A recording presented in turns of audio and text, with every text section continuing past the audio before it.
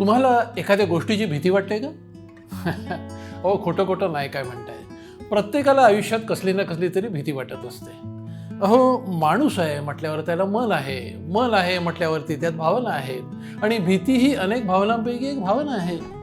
कुणाला पाण्याची भीती वाटते, कोणाला आगीची भीती वाटते, कोणाला स्टेजवर जाऊन बोलायची भीती वाटते, कोणाला 4 लोकांसमोर भाषण द्यायची भीती वाटते, कोणाला साहेबांची भीती वाटते, कोणाला कसली कसली भीती वाटत असते. मला सुद्धा कधीतरी भीती वाटते. कसली तरी अनामिक भीती मनात जन्माला येते आणि मला छळू लागते. पण मी भीतीला कधी गोंजारत नाही, तिला कधीही गोंजारायचे नाही, ती शिरजोर बनते. मी भीतीला पळवून लावतो. भीतीला कसं पळवून लावायचं त्याचे काही उपाय मी आज तुमच्यासोबत शेअर करणार आहे. सगळ्यात पहिला उपाय, तुम्हाला ज्या गोष्टीची भीती वाटते तिला टप्प्याटप्प्याने सामोरं जायला शिका. म्हणजे तुम्हाला जर स्टेजवर जाऊन बोलायची भीती वाटत असेल तर पहिलं स्टेजवर जाऊन उभं राहायला शिका. मग एखादा दुसरा शब्द बोलायला शिका. मग आपल्या भाषणाची रेंज वाढवायला शिका. भीतीला तुम्ही घाबरलात तर भीती तुम्हाला घाबरवत जाते, हे लक्षात ठेवायचं.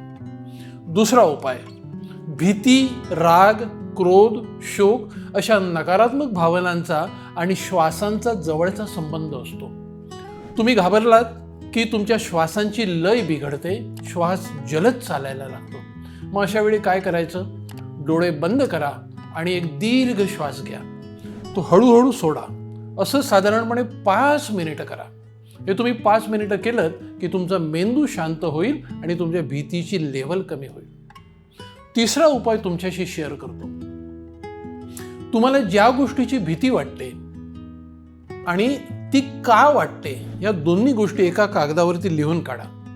काढल्यात की एकदा वाचा, दुसऱ्यांदा वाचा, हवं तर आणखी एकदा वाचा आणि मग तो कागद जाळून टाका. हो, जाळून टाका. आपली भीती नष्ट झाली अशी तुमच्या मनाची धारणा होईल आणि तुम्हाला त्यातनं सावरायला खूप चांगला वाव मिळेल. तुमच्याशी चौथा उपाय शेअर करतो. तुम्हाला एखाद्या गोष्टीची भीती वाटते तर ती जवळच्या माणसासोबत शेअर करा. बऱ्याचदा काय होतं की या नकारात्मक भावना असतात, दुःख, क्लेश, अडचणी, भीती या दुसऱ्याशी शेअर केल्याने आपोआप कमी होतात. आपल्याला काहीतरी त्यातनं रस्ता मिळायला, मार्गदर्शन मिळायला मदत होते. आणि पाचवा आणि अतिशय महत्त्वाचा उपाय, आपल्याला आपल्या मनाची ताकद जर वाढवायची असेल, आपल्याला भीतीतनं जर मुक्त व्हायचं असेल तर नियमित ध्यान करायला शिका. ध्यान धारणेने आपल्या मनाची ताकद वाढते, मानसिक संतुलन साधलं जातं आणि वारंवार भीती, जीव घाबरणे अशा गोष्टींपासून आपल्याला कायमची मुक्ती मिळते. तर मग सुरू करता आजपासून मला कॉमेंट्स बॉक्समध्ये तुमचा अनुभव कळवायला विसरू नका.